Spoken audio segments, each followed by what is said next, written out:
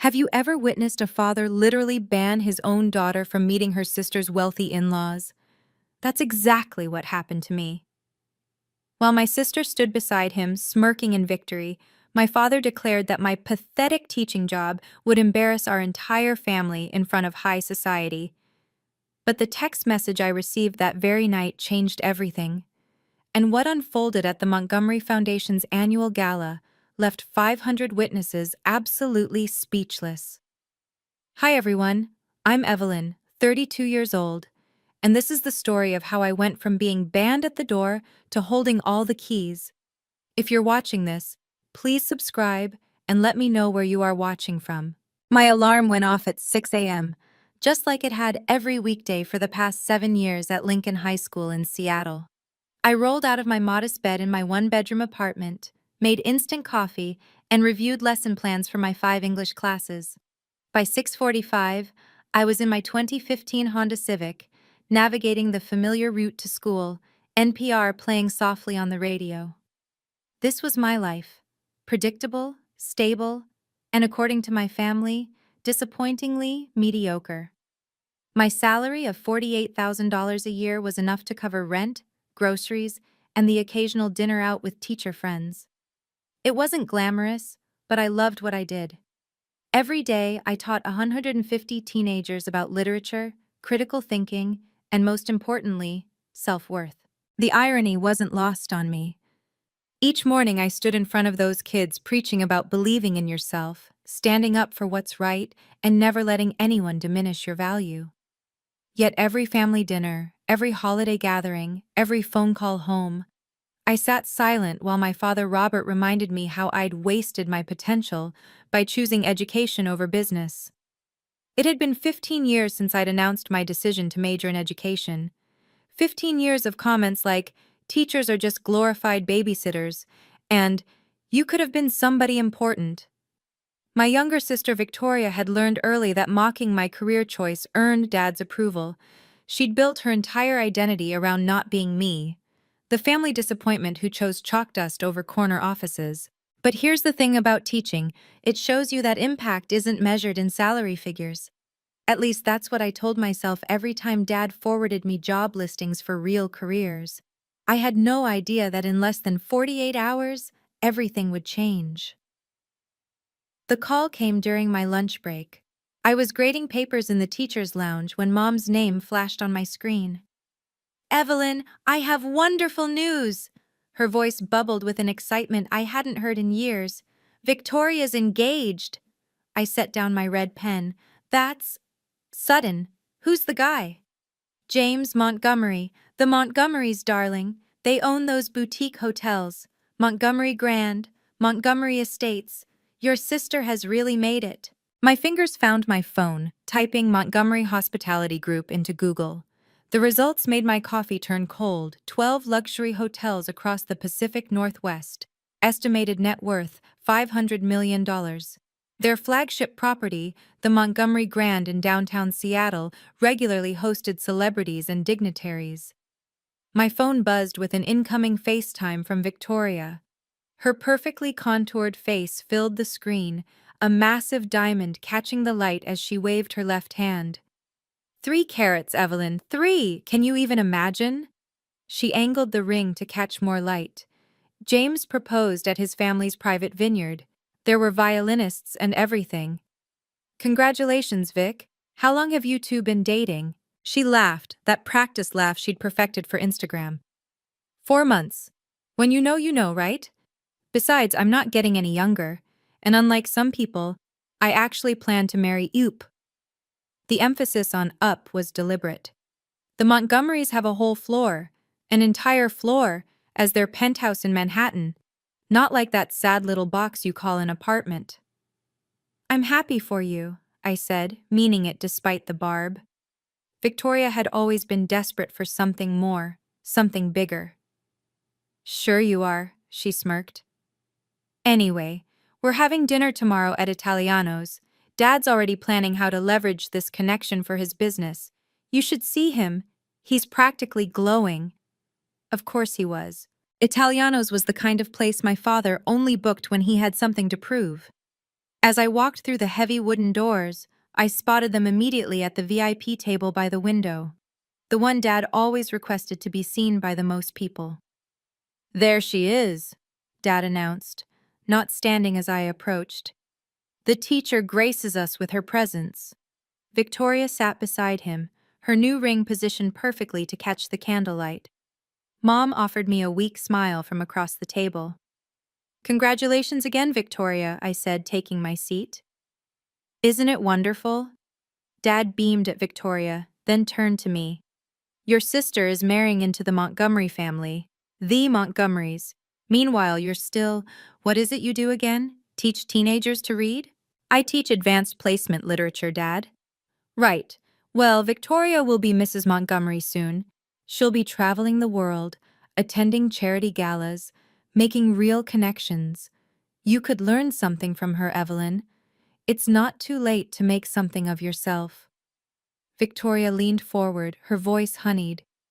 "The engagement party is next week at the Montgomery Grand. The entire family will be there, all of James's business associates, some city council members. Even the mayor might stop by." "That sounds lovely," I said, reaching for my water glass. "Oh, but—" Victoria exchanged a look with Dad. "I mean, you don't really need to come. It might be awkward. All those successful people, and then having to explain that my sister is just a public school teacher. You understand, right? We want to make the best impression." Dad nodded approvingly. "Image matters in these circles, Evelyn. We can't have you making the family look cheap." The word hung in the air like a slap. I set down my water glass carefully, the soft clink against the table the only sound for a moment. "Are you actually uninviting me from my sister's engagement party?" Dad straightened his tie, the power move he always made before delivering what he considered hard truths. "I'm being practical, Evelyn. The Montgomerys are sophisticated people. What would we say when they ask about your career? That you make $48,000 a year teaching kids who don't even want to be there? That you drive a 10-year-old Honda? It's embarrassing." "It's honest," I replied quietly. "It's pathetic," he shot back. "This is Victoria's moment. Her chance to elevate our entire family's standing. I won't let your mediocrity ruin it."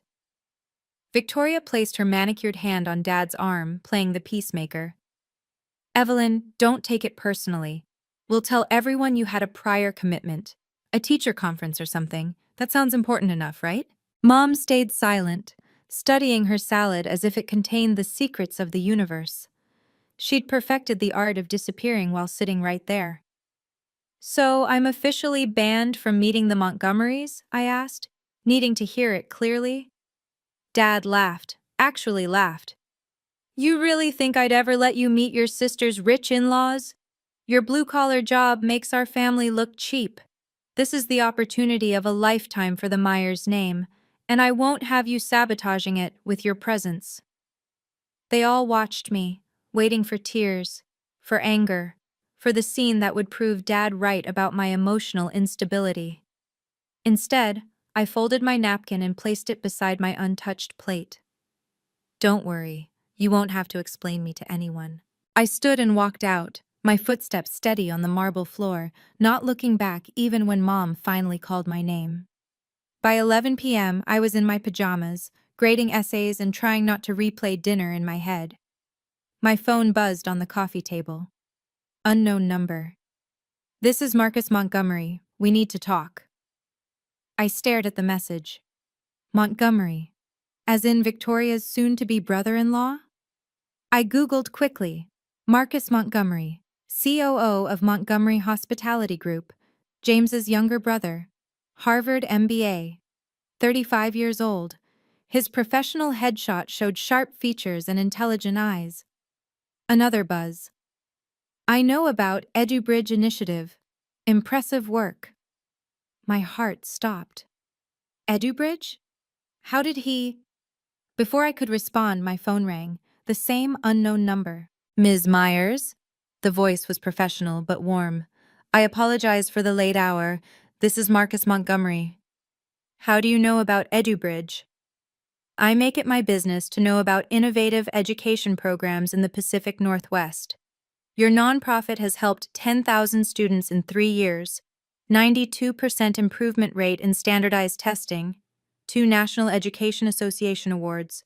Should I continue? I sank onto my couch. That's thorough research. Here's why I'm calling. Montgomery Foundation is launching a massive education initiative, $15 million over 5 years. We need a partner who understands both the classroom reality and scalable systems. Every major education company will be pitching. And? And I think a public school teacher who built a successful nonprofit from nothing might have insights the MBAs miss. He paused. The proposal deadline is in 72 hours.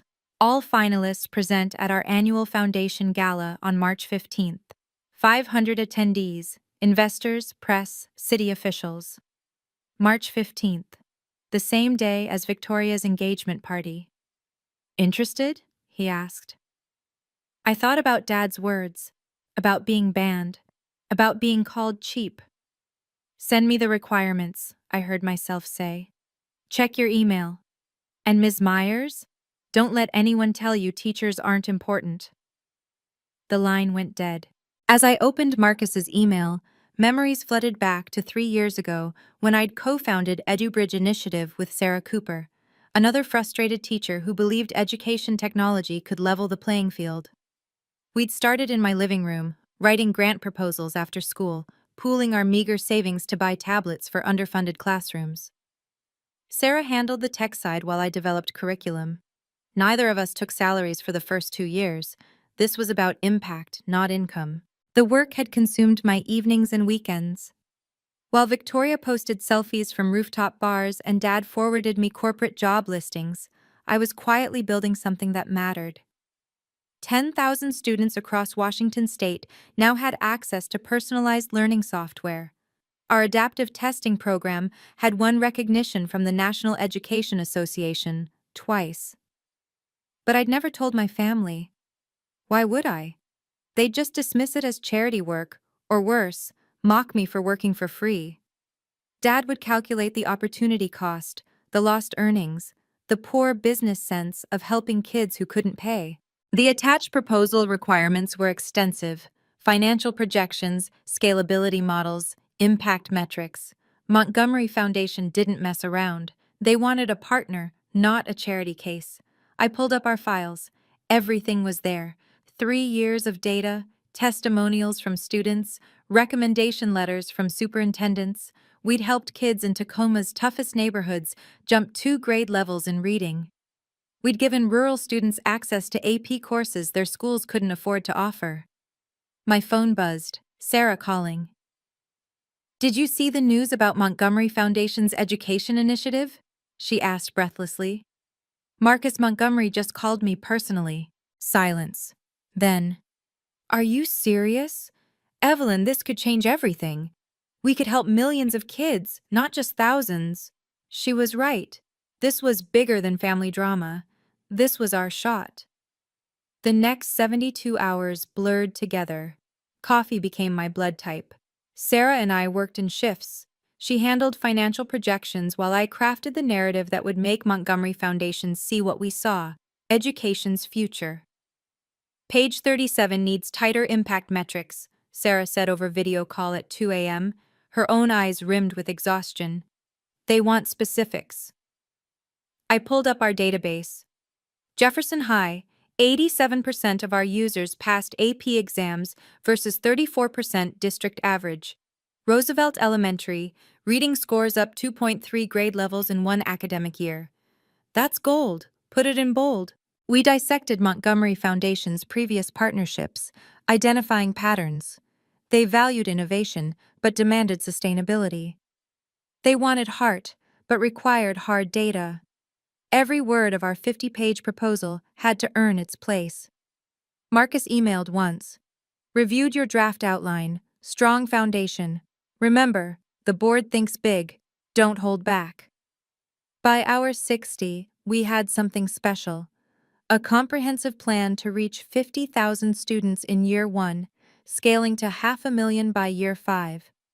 Teacher training modules, Parent engagement portals. AI-driven personalization that adapted to each student's learning style. This is it, Sarah said, reviewing the final version. This is our shot to prove that teachers, not consultants, not tech bros, but actual teachers, know how to fix education. I hit send at 11:47 p.m., 13 minutes before deadline. My phone immediately buzzed. Marcus.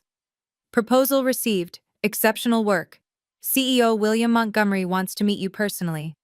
March 15th, 2 p.m. presentation slot, Grand Ballroom. I stared at the date.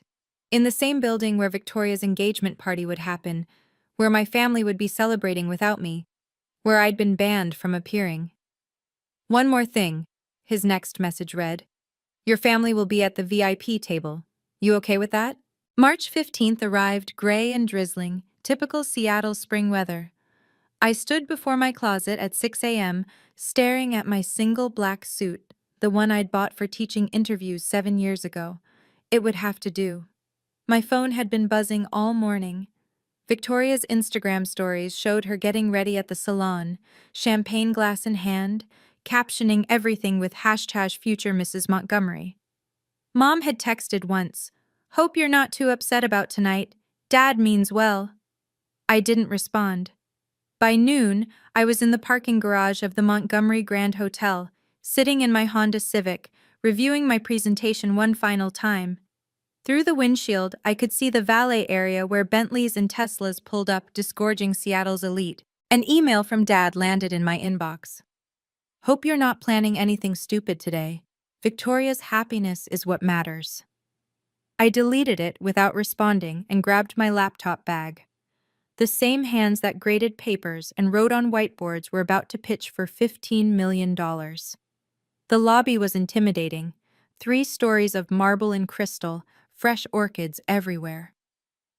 I approached the registration desk. Evelyn Myers, EduBridge Initiative. I'm presenting at the Foundation Gala. The attendant's eyes widened slightly. Oh yes, Ms. Myers. You're in the main presentation slot. Here's your badge. She handed me a lanyard that read, Presenter, Main Stage, 2:30 p.m. As I pinned it on, I heard familiar laughter. Across the lobby, Victoria posed for photos with a group of elegantly dressed women, presumably James's family friends. Dad stood nearby, chest puffed out, playing the proud father. Ready to change some lives? I turned to find Marcus Montgomery beside me, looking every inch the corporate executive in his tailored navy suit. As ready as a public school teacher can be, I said. He smiled. That's exactly the right amount of ready. By the way, your family's at table 3. They have no idea you're presenting. This should be interesting. You could have warned them. Why? They made their position clear about your value. Time to let the market decide if they were right. He checked his watch. CEO wants to meet you before your presentation. Fair warning. William Montgomery doesn't suffer fools or false modesty. Be yourself. The teacher who built something from nothing. As we walked toward the elevator, I caught my reflection in a gilded mirror. Same old suit, same simple hairstyle, same teacher they'd banned from the party. For now. The grand ballroom took my breath away. Crystal chandeliers cast golden light over round tables dressed in white linen. 500 seats, nearly all filled with Seattle's power players, tech executives, venture capitalists, foundation directors, and press. My presenter badge felt like both armor and target as I navigated through the crowd. At the front, 3 VIP tables surrounded the stage. Table 3 was exactly where Marcus had said. Victoria holding court in a designer dress, Dad networking aggressively with anyone who'd listen, Mom smiling her practiced smile. I found my assigned seat at the presenter's table, stage left. The program on my plate confirmed it. 2:30 p.m. Education Innovation Presentation. Evelyn Myers, EduBridge Initiative. Ms. Myers? A security guard stood beside me, iPad in hand. Mr. Montgomery Sr. would like to see you before your presentation. This way, please. As I stood to follow him, movement caught my eye. Dad had spotted me. His face went from confusion to shock to fury in 3 seconds flat. He half rose from his chair before Victoria grabbed his arm, hissing something urgent. The guard led me toward a side door, and I heard Dad's voice carrying across the room. "Excuse me, that woman shouldn't be here. She wasn't invited to this event." The guard stopped, turned. "Sir, Ms. Myers is our featured presenter. She's exactly where she's supposed to be." The look on Dad's face, confusion mixed with dawning horror, was something I'd never seen before. Victoria had gone pale under her makeup. The other guests at their table were staring, sensing drama. "Presenter?" Dad's voice cracked slightly. "Yes, sir. The main presentation slot. Now if you'll excuse us, Mr. Montgomery is waiting." As we walked away, I could feel 500 pairs of eyes on my back, including the 2 pairs that had dismissed me just days ago.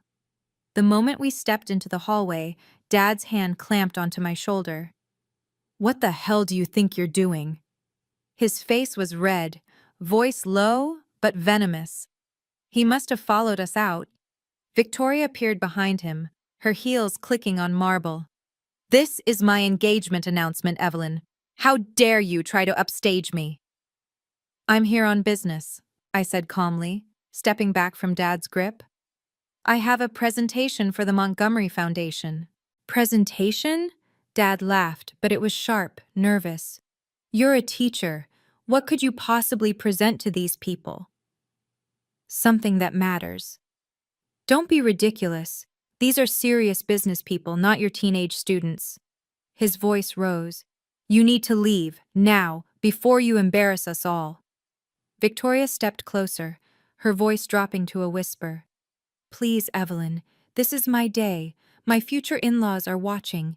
If you care about me at all—" "Like you cared about me when you banned me from meeting them? Is there a problem here?" The voice commanded instant attention. William Montgomery stood in the doorway, silver-haired, sharp-eyed, radiating the kind of authority that built empires. This was James and Marcus's father, the legendary CEO. Dad immediately shifted into business mode, extending his hand. "Mr. Montgomery, I'm Robert Myers, Victoria's father. I was just explaining to my other daughter that there must be some misunderstanding." "There's no misunderstanding." William's tone could have frozen water.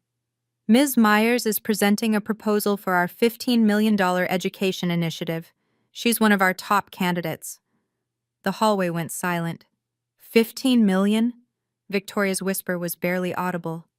William turned to me. "Ms. Myers, we're starting in 5 minutes. Are you ready?" "Yes, sir." "Good." He looked at Dad and Victoria.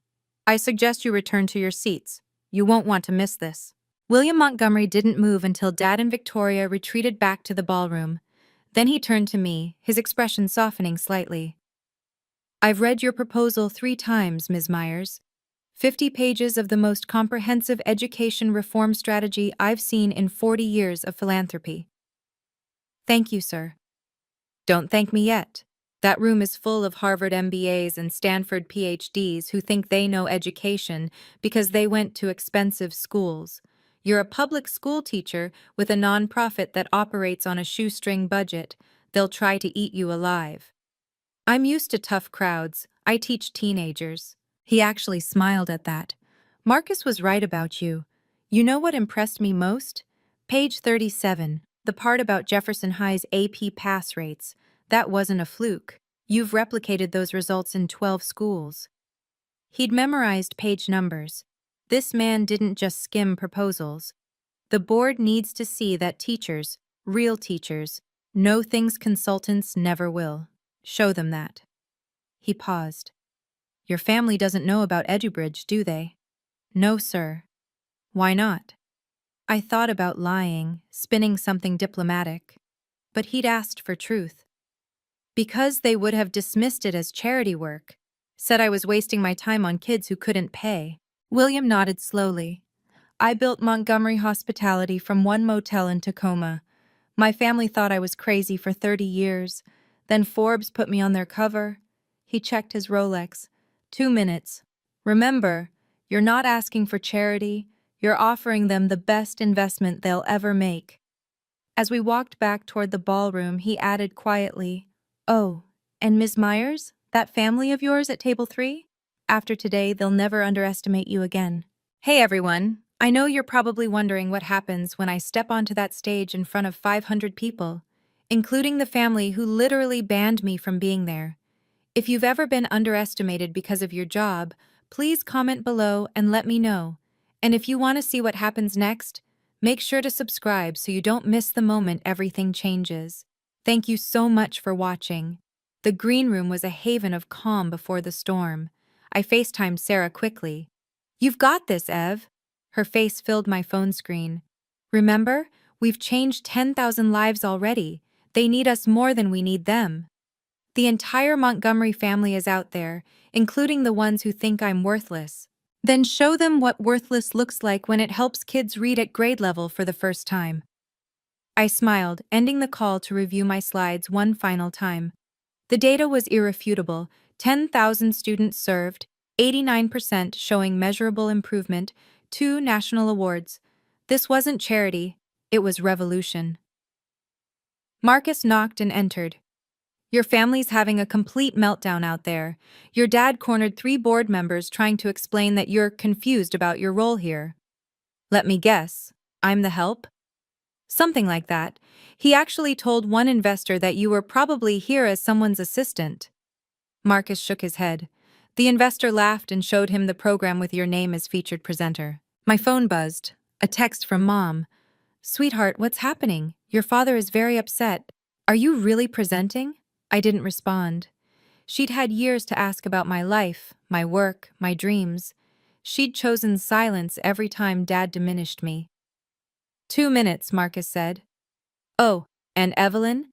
My brother James just found out some interesting information about Victoria's finances. Apparently, she owes $800,000 in gambling debts. She's been lying to him from day one."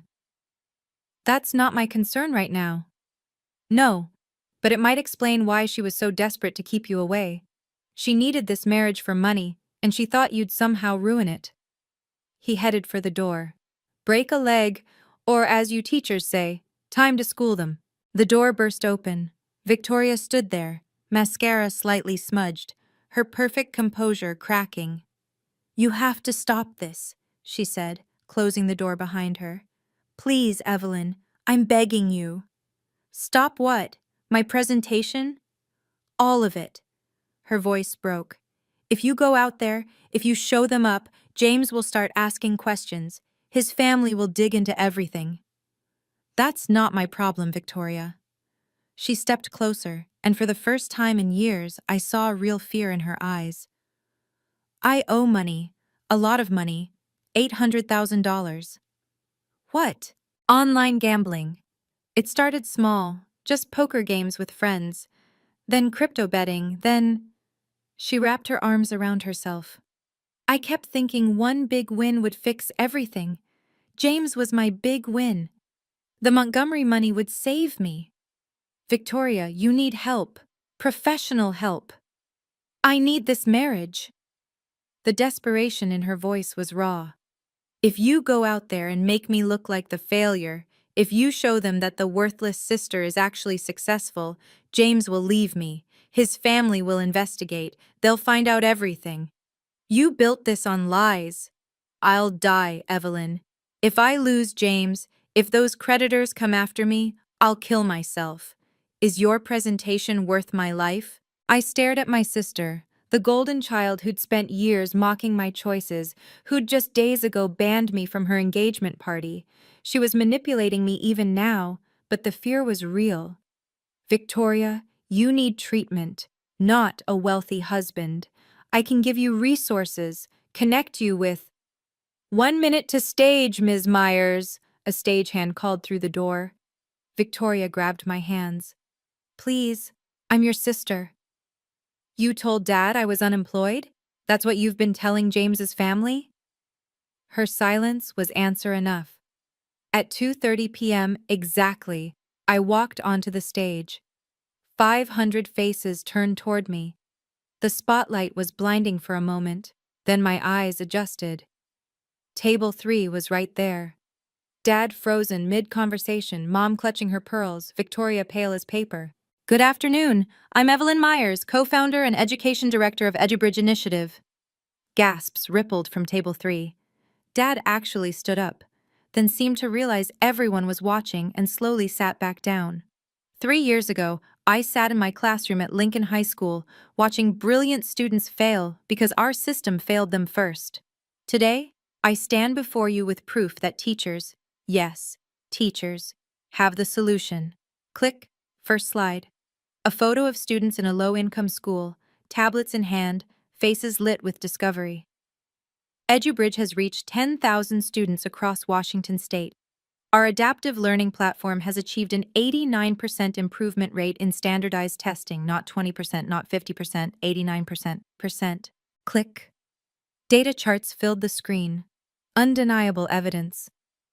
At Jefferson High, our AP pass rate jumped from 34% to 87%. At Roosevelt Elementary, reading scores improved 2.3 grade levels in 1 year. These aren't anomalies. They're consistent results across 12 districts. The room was silent, except for the scratch of pens on paper. Investors were taking notes. We did this with a total budget of $300,000 over 3 years. Imagine what we could do with real funding. Click.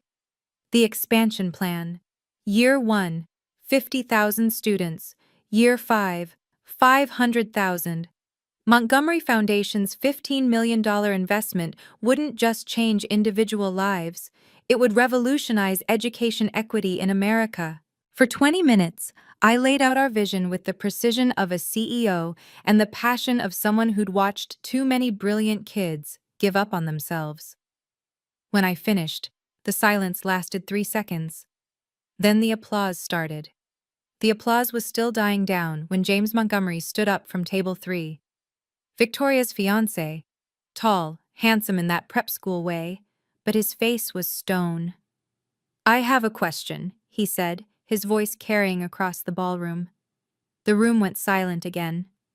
Ms. Myers, you said you co-founded EduBridge 3 years ago, yet your sister, my fiancé, told me you were unemployed, that you'd been fired from teaching for incompetence. Can you explain this discrepancy? Victoria let out a small gasp. Dad's face went from red to white. I gripped the podium. I've been continuously employed at Lincoln High School for 7 years. I've never been fired from anything. As for EduBridge, I didn't take a salary for the first 2 years because we put every dollar toward helping students. Perhaps there was a miscommunication. A miscommunication. James's voice was ice. Like the miscommunication about Victoria's supposed MBA from Washington State, the one that doesn't exist, or the miscommunication about her successful marketing firm that was actually dissolved 2 years ago. James, please. Victoria started to stand. Sit down. He didn't even look at her. This morning, my private investigator delivered a report. $800,000 in gambling debts, Victoria. Were you ever going to mention that? Or were you planning to use Montgomery money to pay off your bookies? The ballroom erupted in whispers. Phone cameras appeared despite the no-recording policy. This is a private matter, Dad boomed, standing up. This has nothing to do with... With what, Mr. Myers? William Montgomery stood now, commanding attention. With the fact that you tried to hide your accomplished daughter while promoting the one drowning in debt and lies? That you called Evelyn cheap and embarrassing while Victoria was planning to defraud my family? The engagement is off, James announced to the room. As of this morning, actually. I just wanted Victoria to hear it publicly, the way she publicly lied about everything. Victoria broke. The sob that escaped her wasn't theatrical. It was raw, real, the sound of someone watching their last hope crumble. She pushed back from the table and ran toward the exit, her designer heels clicking frantically on the marble. Dad followed, but not before shooting me a look of pure hatred. Mom sat frozen, staring at her hands. William Montgomery walked onto the stage carrying a leather portfolio. The room, still buzzing from the revelation about Victoria, fell silent again. Ladies and gentlemen, I've been in business for 40 years. I've seen every kind of pitch, every kind of person. But rarely have I seen someone stand up here with more integrity and vision than Ms. Myers. He opened the portfolio, revealing a contract. This is contract MH 2025 EDEU 001, a 5-year partnership between Montgomery Foundation and EduBridge Initiative. $15 million in funding, with Ms. Myers as our strategic education partner. He turned to me. There's one clause I want to read aloud. Section 7.3. The Montgomery Foundation reserves the right to reject any partnership where conflicts of interest or ethical concerns arise. This clause protects both parties from exactly the kind of deception we witnessed today. The irony wasn't lost on anyone. Ms. Myers, will you sign? My hand was steady as I took the Mont Blanc pen. The signature line waited. Evelyn Myers, the teacher too cheap to meet the Montgomerys. The daughter banned from the party. I signed. Ladies and gentlemen, William announced, I present our newest strategic education partner, someone who will help us change 500,000 young lives over the next 5 years. This time, the applause was thunderous. People stood. Even competitors nodded respectfully. I saw phones recording despite the policy. This would be on social media within hours. Marcus appeared at the edge of the stage with a photographer. We need the official photo for the press release. As flashbulbs popped, I caught sight of table 3. Mom still sat there alone, tears streaming down her face. Whether they were tears of shame, pride, or regret, I couldn't tell.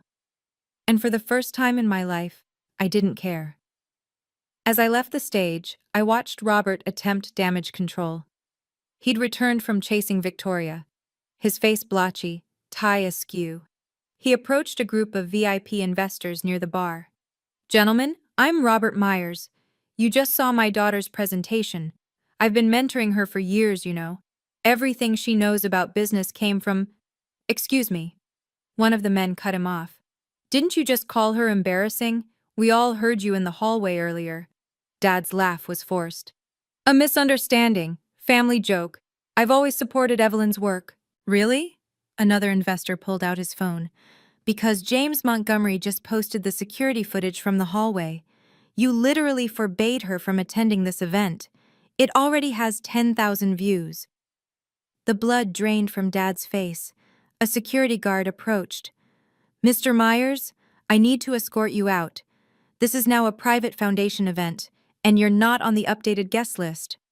That's ridiculous. My daughter is your partner. Yes, sir. Ms. Evelyn Myers is. You're not.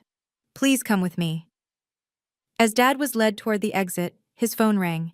He answered, and I watched his face crumble further. What do you mean, inappropriate behavior? His voice carried.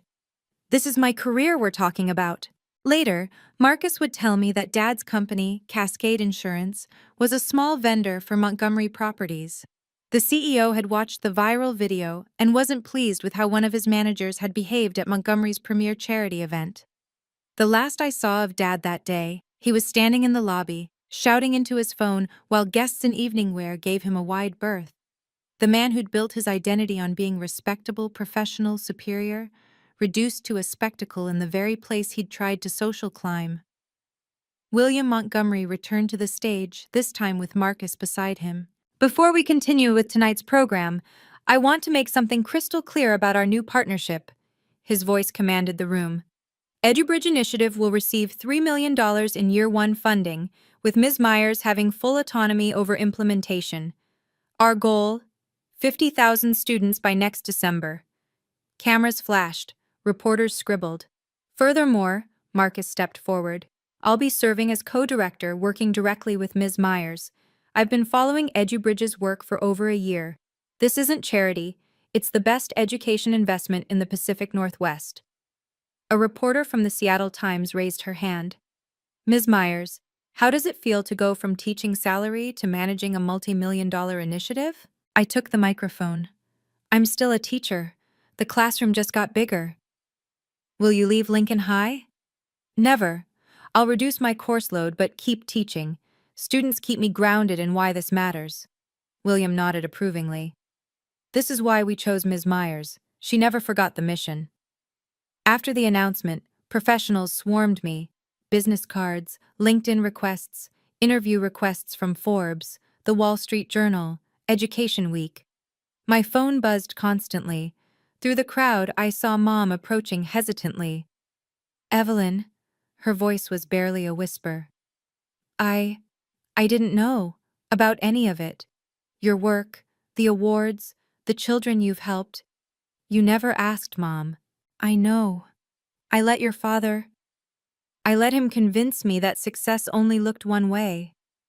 Tears ran down her carefully powdered cheeks. I'm so sorry. I should have defended you. All those years, I should have stood up for you. Yes, I said simply. You should have. Can you forgive me? I need time, Mom.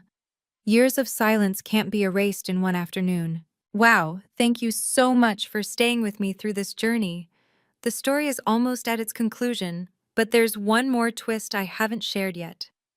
If you've ever had to set boundaries with toxic family members, please hit that like button. And don't forget to subscribe and ring the notification bell for more inspiring stories.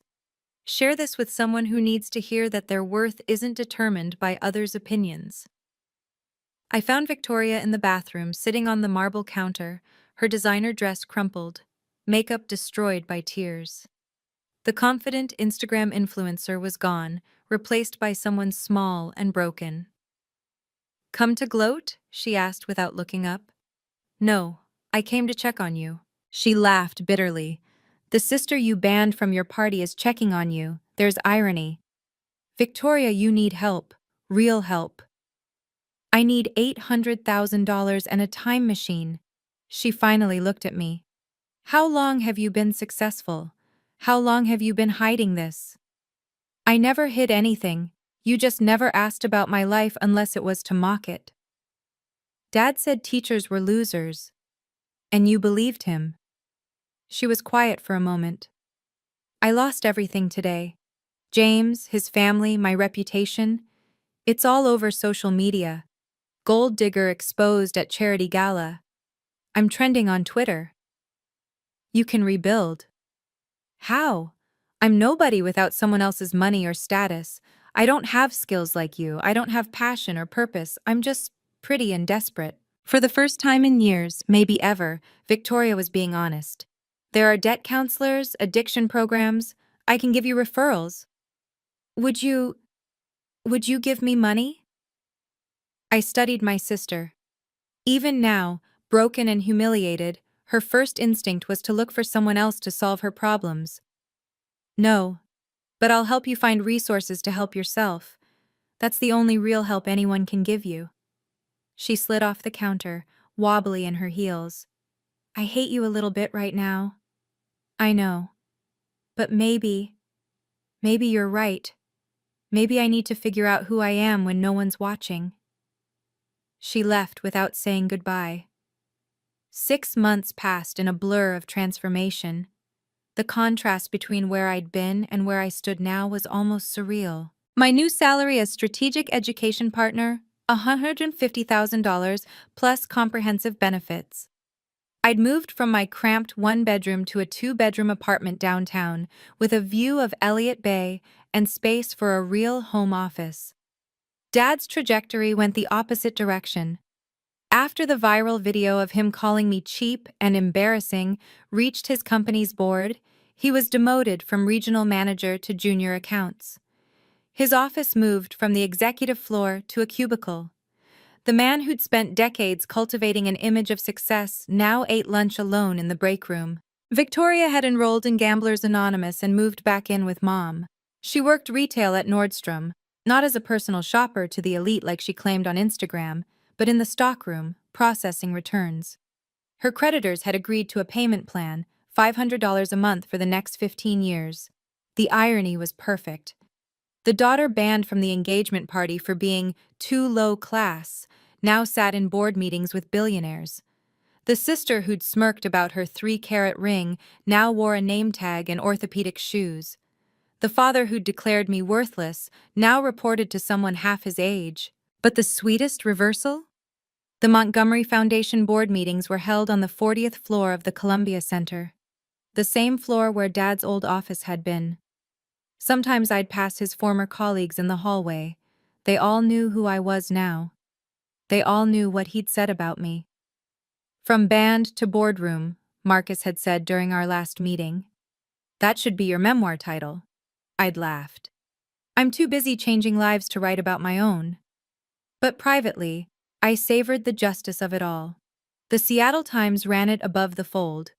From classroom to boardroom, teacher becomes million-dollar education revolutionary. The photo showed me signing the contract while William Montgomery smiled approvingly. My LinkedIn exploded overnight. The article about value beyond titles that I wrote about choosing purpose over prestige hit 500,000 views in 3 days. Comments poured in from teachers worldwide sharing their own stories of being undervalued. "You gave us hope," one wrote. "I've been teaching for 20 years, and my brother still asks when I'm getting a real job." Forbes wanted an exclusive. The Wall Street Journal requested an op-ed. TEDx Seattle sent a formal invitation to speak about redefining success in education. 20 tech companies reached out with job offers, some offering triple my teaching salary. I declined them all. "Why stay in teaching?" a reporter asked during an interview. "Because that's where the real work happens. I'm not interested in making rich kids richer. I'm interested in making sure poor kids have a chance." The quote went viral. Old college friends suddenly remembered I existed. My inbox filled with "I always knew you were special" messages from people who hadn't spoken to me in a decade. My high school reunion committee, which had never featured me in alumni spotlights despite my teaching awards, suddenly wanted me as keynote speaker. But the message that mattered came from someone unexpected. Mrs. Smith, my own high school English teacher, now retired. "Evelyn, I've followed your journey. You became what I always knew you could be, someone who changes lives, not despite being a teacher, but because you're a teacher. Never forget that." I printed that email and framed it. It sits on my desk next to the photo from the contract signing, reminding me daily of what really matters. Mom appeared at my new apartment on a Sunday morning, carrying a cardboard box I recognized from our basement.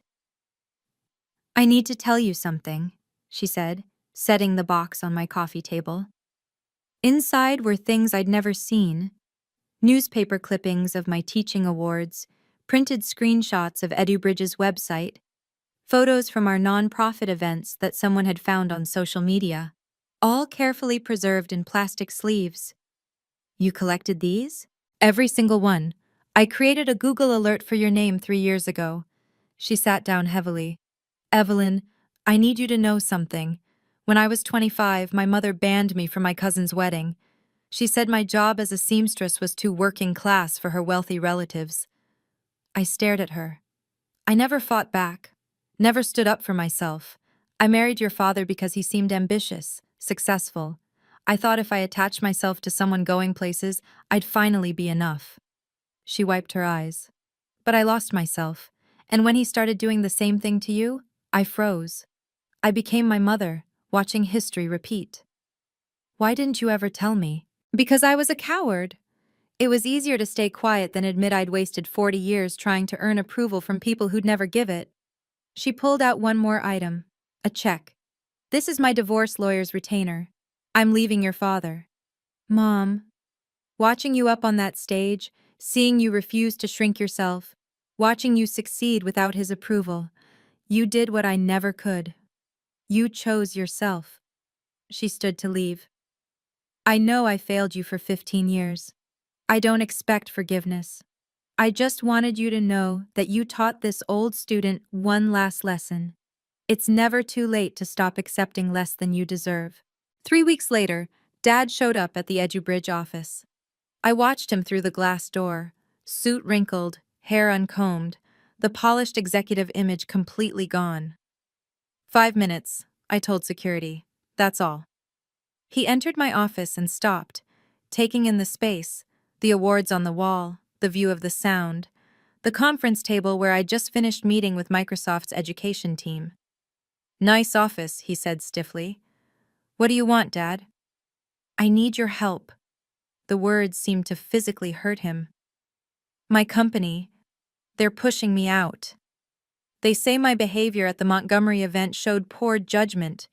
If you could call them, explain it was a family misunderstanding. No. No, just like that? Just like that. His face reddened. I'm your father. I raised you. You diminished me. For 15 years, you told me I was worthless. I was trying to motivate you to do better. I was already doing better. I was changing lives. You just couldn't see it because it didn't come with a six-figure salary. He stood up, pacing. This is your fault. If you hadn't shown up at that gala... Stop. My voice was calm but firm. You banned me from my sister's engagement party. You called me cheap. You said I embarrassed the family. Those were your choices. So you're going to let me lose everything? I'm going to let you experience consequences, maybe for the first time in your life. He stared at me. When did you become so cold? I'm not cold, I'm just done trying to earn approval from someone incapable of giving it. When you're ready to genuinely apologize, not to save your job, but because you understand how wrong you were, we can talk. Until then, please leave. Security escorted him out. 6 months into the Montgomery partnership, EduBridge exceeded every projection. We'd reached 25,000 students across Washington, Oregon, and Northern California. The 89% improvement rate held steady, even as we scaled. I hired 10 former colleagues from Lincoln High, teachers who'd been grinding away for decades without recognition. Sarah Cooper became COO with a salary that finally matched her worth. We moved from my apartment's living room to a real office space in Pioneer Square, 5 floors below Montgomery Foundation's offices, but light years away from where we'd started. Microsoft Education came on board as a technology partner. Their adaptive learning AI, combined with our curriculum, created something revolutionary. Students in rural Yakima were accessing the same quality education as kids in Bellevue's best private schools. The first annual EduBridge Gala raised an additional $2 million. I stood on stage in the same ballroom where my life had changed, but this time, I was the one with the microphone. Every dollar you invest tonight goes directly to students, I told the crowd. No executive bonuses, no corporate retreats, just books, technology, and teacher training. That's how we achieved 92% improvement in test scores, by remembering what actually matters. The metrics told the story. 25,000 students served 92%, showing measurable improvement. 10 full-time employees, all former teachers. 5 education centers across 3 states. 15 district partnerships. 1 teacher who refused to stay quiet. Marcus pulled me aside after the gala. You know what the board's saying? That hiring you was the best investment Montgomery Foundation ever made. It wasn't an investment in me, I corrected. It was an investment in every teacher who's been told they don't matter. Same thing, he said. You proved them all wrong. Victoria's email arrived on a Tuesday morning, carefully composed in a way I'd never seen from her before. Evelyn, I've been attending GA meetings for 3 months now. My sponsor says I need to make amends, but that's not why I'm writing. I'm writing because I need a job, and I know I have no right to ask you for anything. I've attached a letter from my therapist and my 90-day CHIP certificate. I'm not the same person who tried to manipulate you in that green room. I'm barely a person at all right now, just someone trying to rebuild from nothing. I'm not asking to work at EduBridge directly. I know that would be inappropriate, but maybe you know someone who would hire an ex-gambler with no degree and a viral video of her public humiliation. I understand if you delete this without responding. Victoria. I read it 3 times. The Victoria I knew would never have admitted to being nothing. She would have demanded, manipulated, played victim. This was different. I wrote back, Victoria, I'm proud of you for getting help. That takes real courage. Working together wouldn't be healthy for either of us, but I've forwarded your information to Second Chances Seattle, a nonprofit that helps people recovering from addiction find employment. The director, Patricia Williams, is expecting your call. This isn't charity. They'll expect you to work hard, stay clean, and rebuild honestly. No shortcuts, no lies, no manipulation. If you're serious about changing, they'll give you a chance. That's more than you gave me, but I believe people can change. Don't contact me again for at least a year. We both need time to heal. Evelyn. She replied with 2 words. Thank you. It was the first genuine thing she'd said to me in years. After a particularly long board meeting, Marcus and I sat in his office overlooking Elliott Bay. The sunset painted the water gold, and for once, we weren't talking about budgets or student metrics. I need to tell you something, he said, pouring 2 glasses of scotch. About why I really reached out to you that night. I waited. My younger brother David was a teacher, elementary school, 3rd grade. Loved those kids more than anything. He stared at his glass. Our family mocked him constantly. Why waste a Montgomery brain on teaching? Why choose poverty when he could run hotels? He took his own life 5 years ago, left a note saying he couldn't stand feeling worthless anymore. That teaching made him happy, but being a disappointment to the family made him miserable. Marcus's voice cracked. He was 35, same age I am now. Marcus? When I heard Victoria at a cocktail party mocking her pathetic teacher sister, something in me snapped. I researched you, found EduBridge, saw what you were building despite your family's contempt. He turned to face me. You were living the life David couldn't, succeeding despite them, not for them. That's why you contacted me that night. I couldn't save David, but I could make sure another teacher got the recognition they deserved. He pulled out a document. This is the David Montgomery Memorial Scholarship, full ride for education majors from low-income families. I'm funding it personally. We sat in silence for a moment, 2 people whose lives had been shaped by families who couldn't see value beyond dollar signs. David would have been proud, I said finally.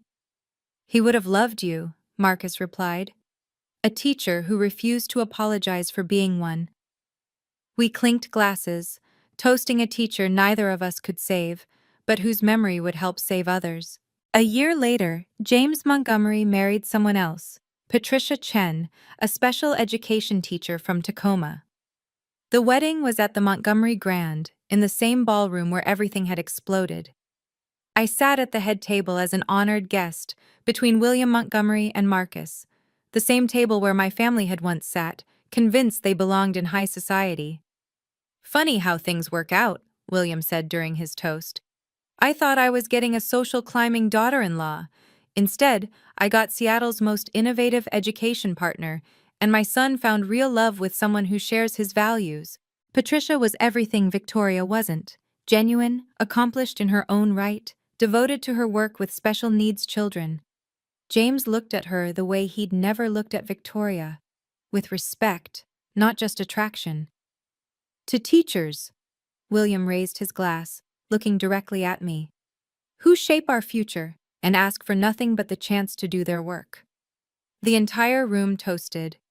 300 guests, including several who'd witnessed my humiliation 2 years ago, now raising glasses to honor the profession my father had called worthless. Robert and Victoria weren't invited. Their names had been quietly removed from every Montgomery guest list. Mom was there, though, at a table with other EduBridge supporters. She'd volunteered to tutor struggling readers 3 days a week. The divorce had been finalized 6 months ago. During the reception, Patricia found me.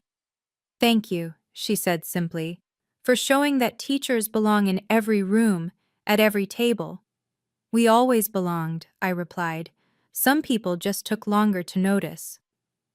As I looked around the ballroom, the place where I'd been banned, humiliated, then vindicated, I realized the sweetest revenge wasn't the reversal of fortune. It was the fact that I no longer needed anyone's validation to know my worth. Recovery isn't linear, and neither is rebuilding family relationships. I learned to be selective about which bridges deserved reconstruction and which needed to stay burned. Mom and I met for lunch monthly. Not dinner. That felt too much like the old family meals where I'd been diminished. Lunch was neutral, limited, controllable. She'd tell me about her volunteer work, her therapy sessions, the small apartment she'd rented in Fremont. "I'm learning who I am at 60, she said one afternoon. "It's terrifying and exhilarating." Victoria sent updates through her sponsor. 6 months clean, 9 months. A year. She'd been promoted to floor supervisor at Nordstrom. She was taking night classes in accounting. She'd paid off $50,000 of her debt. I didn't respond directly, but I monitored her progress through Patricia Williams at Second Chances. Dad sent a birthday card with a $100 bill inside and a note. "Proud of your success. No apology, no acknowledgement." I donated the money to David Montgomery's scholarship fund and didn't reply. My real family became the people who'd seen my value all along. Sarah Cooper, who'd believed in EduBridge when it was just an idea. Marcus, who'd opened doors not out of charity, but recognition. My fellow teachers at Lincoln High, who'd covered my classes when I had board meetings. I created a document called Relationship Guidelines and stuck to it. Respect is non-negotiable. Past harm must be acknowledged. Changed behavior must be demonstrated, not promised. My work will never be minimized. Boundaries are not punishments, they're protection. Grandma reached out through Mom, wanting to reconnect. She'd read about EduBridge in her retirement home's newsletter. We started with letters, then phone calls. She'd been a teacher too, before Grandpa made her quit. "I'm living through you," she wrote. "Doing what I couldn't." Forgiveness, I learned, doesn't mean forgetting. It doesn't mean allowing people back into spaces where they've caused harm. It means releasing the anger while maintaining the boundaries. Some relationships could be rebuilt with new foundations. Others were better as memories. And that was okay. The numbers told one story. EduBridge had reached 50,000 students across 5 states. My salary had increased to $200,000 plus equity. I'd bought a house in Wallingford with a dedicated home office and a garden where I could think. But the real story was quieter. I still taught 2 classes at Lincoln High, still graded papers on Sunday mornings, still felt that spark when a student finally understood Gatsby's green light or Hamlet's hesitation. "Why not go full corporate?" a Forbes reporter asked during an interview. "You could make millions consulting."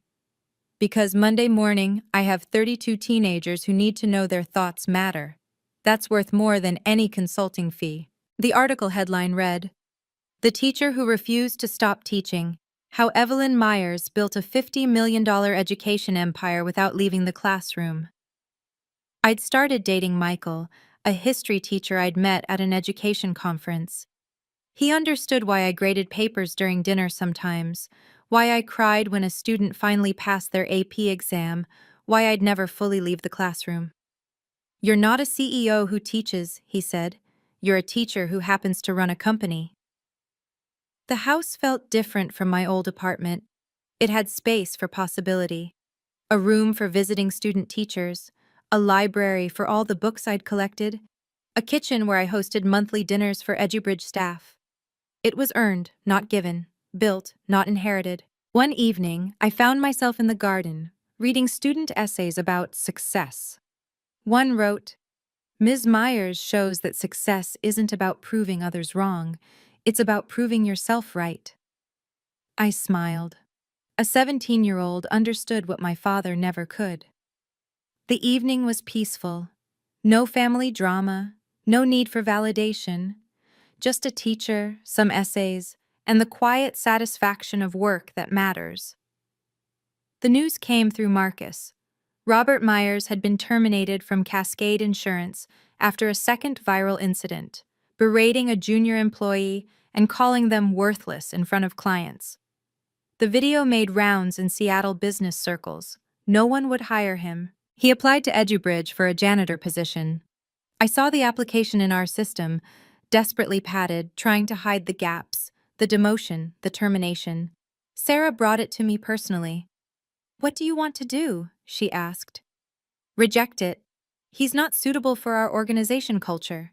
That was it. No drama, no satisfaction, just a business decision. Mom told me later that he'd moved to a studio apartment in Everett, working nights stocking shelves at a grocery store. He'd applied to over 100 positions. His reputation preceded him everywhere. A letter arrived at my office, handwritten on yellow legal paper. Evelyn, I was wrong about everything. You were never worthless. I was. I measured value by the wrong metrics and lost everything that mattered. I'm not asking for forgiveness or help. I just needed you to know that you were right. Teachers matter. You matter. You always did.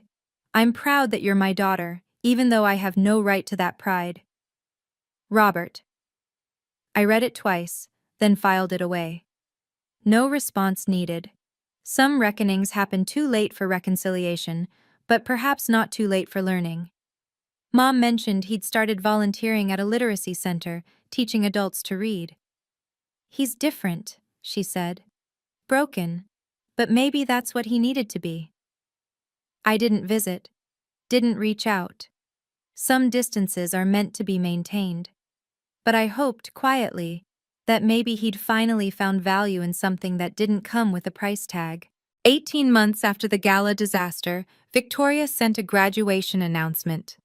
Community College, Associates in Accounting, 3.8 GPA. The photo showed someone I barely recognized. No designer clothes, no perfect contouring, just a woman in a simple cap and gown, holding a diploma she'd earned. Patricia Williams from Second Chances called me. She's been our model participant, never missed a meeting, helps newer members, just got promoted to department manager at Nordstrom. She's paid off $100,000 of her debt. That's good to hear. She talks about you sometimes, says her sister taught her that real value comes from what you build, not what you borrow. I sent a card. Victoria, congratulations on your graduation. This achievement is entirely yours, earned through your hard work and determination. Keep building. Evelyn. She sent back a photo of the card on her desk, next to her diploma and 2-year sobriety chip. No demands to meet, no manipulation, just evidence of growth. Michael asked if I'd ever fully reconcile with her. Maybe someday, I said. When we're both different people. When the sister who banned me and the sister I am now are just memories. He understood. Some relationships need years of distance before they can be rebuilt. Some never can be. But watching someone choose to change, even from afar, has its own value. Mom mentioned Victoria was dating someone new, an accountant from her AA group, 5 years sober. She's honest with him about everything, Mom said. No lies, no pretense. Good, I said, and meant it. People can change. But that doesn't obligate us to witness it up close. Sometimes the kindest thing is to cheer from a distance while maintaining the boundaries that keep us safe. 2 years after that first presentation, I stood before the Montgomery Foundation Board with a proposal that would have seemed impossible when I was just a cheap public school teacher. Phase 2 of EduBridge initiative requires $100 million over 5 years, I said, clicking through slides. Our goal: reach 500,000 students nationally. Board members who'd once wondered why William hired a teacher now leaned forward, taking notes. Our success rate remains at 92%. We've proven this works. Now we scale. Motion to approve, William said immediately. Second, 3 voices said simultaneously. Unanimous approval. $100 million, 500,000 students. There's one more item, William stood. I'm retiring as CEO next year. The board needs fresh leadership, younger perspectives. We're nominating Evelyn Myers for a board seat. I gripped the podium. She's 34, someone said. She'd be our youngest board member ever, another added. Exactly, William replied. She understands what we missed for decades.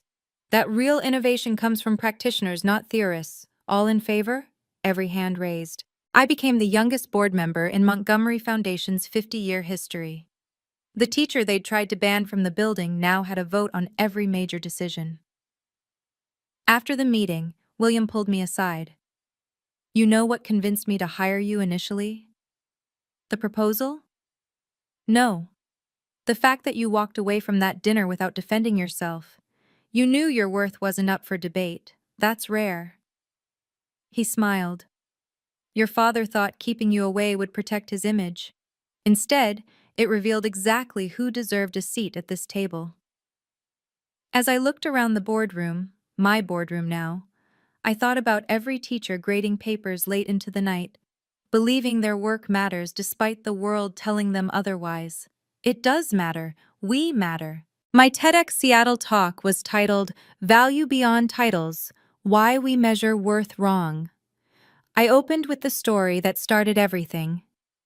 2 years ago, my father banned me from my sister's engagement party because my teaching salary would embarrass the family in front of millionaires. Today, I manage a $100 million education initiative. But here's the truth. I was just as valuable then as I am now. The audience, 2,000 people in person, eventually 5 million online, went silent. We've created a society that measures worth by salary, status by job title, success by what others think. But every day, teachers making $40,000 shape the minds that will cure cancer. Social workers earning less than bartenders save lives. Parents working minimum wage raise children who'll change the world. I talked about the mythology of meritocracy, how we pretend success is individual while ignoring systemic barriers. About how a teacher needed a millionaire's validation to be seen as valuable. Your worth isn't determined by your father's approval, your bank account, or your LinkedIn title. It's determined by the lives you touch, the problems you solve, the love you put into the world. The talk ended with a photo. My Lincoln High students holding signs about their dreams. Future doctors, artists, engineers, teachers. Every person who told me teaching wasn't a real career missed the point. Teaching is the realest career there is. We literally create the future. Standing ovation. But more importantly, thousands of messages from teachers, social workers, artists, everyone who'd been told they were wasting their potential by choosing purpose over profit. Victoria watched it. Dad watched it. I knew because Mom told me. But they watched from their own spaces, their own reckonings, their own distances. And that was exactly as it should be. Thanksgiving at my house looked nothing like the formal dinners of my childhood. No assigned seats, no subtle criticisms, no competition for approval. Sarah Cooper arrived first with her partner and homemade pie. Marcus brought wine and stories from the board meeting. 3 of my Lincoln High colleagues came with their families. 2 former students now in college joined us. Mom sat beside Patricia Chen Montgomery, James's teacher wife, comparing notes on difficult students. To chosen family, I toasted, looking around my dining room. To the people who saw our value when blood relatives couldn't. To Evelyn, Marcus countered, who proved that teachers aren't just educators, they're revolutionaries. To second chances, Mom added quietly, and everyone graciously included her in the toast. Michael helped me serve. No hierarchy, no formality, just people who genuinely enjoyed each other's company. We talked about students, about breakthrough moments, about the teacher who'd just won Washington State Teacher of the Year using EduBridge's curriculum. Remember when you used to eat lunch alone in your classroom? Sarah asked. Too tired to socialize? Now she has lunch with Bill Gates next week, Marcus laughed, to discuss national education reform. But the moment that mattered came later, when 17-year-old Deshawn, one of my former students, pulled me aside. Ms. M, I got into MIT, full ride, engineering. Deshawn, that's incredible! It's because of you. Not just the teaching, but you showed me that where you come from doesn't determine where you go. That family can be chosen. That worth isn't inherited. Looking at him, at all of them gathered in my home, my real home, with my real family, I understood that success isn't about proving wrong those who doubted you. It's about proving right those who believed. 2 years later, EduBridge had become the national model for education reform. Federal funding secured, $500 million over 10 years. We were in textbooks as a case study in social entrepreneurship. Netflix was producing a documentary titled The Teacher Who Wouldn't Stay Quiet. But the numbers only told part of the story. Robert had been in therapy for 18 months. Through Mom, I learned he'd written letters to every colleague he'd belittled, every employee he'd demeaned. He volunteered 30 hours a week teaching literacy, refusing any payment. I spent 40 years measuring worth wrong, he told his therapist. Maybe I can spend whatever's left measuring it right. I funded his therapy anonymously through a mental health nonprofit. He didn't need to know. Some gifts are better given in silence. Victoria had paid off her entire debt. She'd earned her bachelor's degree in accounting, graduating summa cum laude. She sent a final message through Mom. Thank you for showing me that real worth comes from what you build, not what you take. I'm building now. She'd started a financial literacy program for recovering addicts, free classes every Saturday. She called it Starting Over Smart. I made an anonymous donation to cover their materials for a year. The Montgomery Foundation had helped 500,000 students. Test scores up nationwide in our partner districts. College acceptance rates doubled. But my favorite metric? 10,000 new teachers had joined the profession, inspired by the message that teaching was valuable, vital, revolutionary work. You changed the narrative, William told me at his retirement party. From just a teacher to proudly a teacher. My favorite email came from a teacher in rural Kentucky. I was going to quit. My family said I was wasting my MIT degree. Then I saw your TED Talk. I'm staying. My students need me. Thank you for reminding me that's enough. The documentary crew asked how I wanted to end the film. Simple, I said. Sometimes the best revenge isn't proving them wrong, it's proving yourself right. And sometimes the family that matters isn't the one you're born into. It's the one that sees your value from day one. The final shot, me teaching at Lincoln High, doing what I'd always done, what I'd never stopped doing, what I'd refused to apologize for. Being a teacher. Being enough. Thank you so much for listening to my story. If you've ever been undervalued or had to set boundaries with toxic people, remember, your worth doesn't depend on their validation. Like and share if this story inspired you. Subscribe to hear more stories about choosing yourself. And remember, you are enough, exactly as you are. Your value isn't negotiable. It never was. See you in the next video. Take care of yourselves.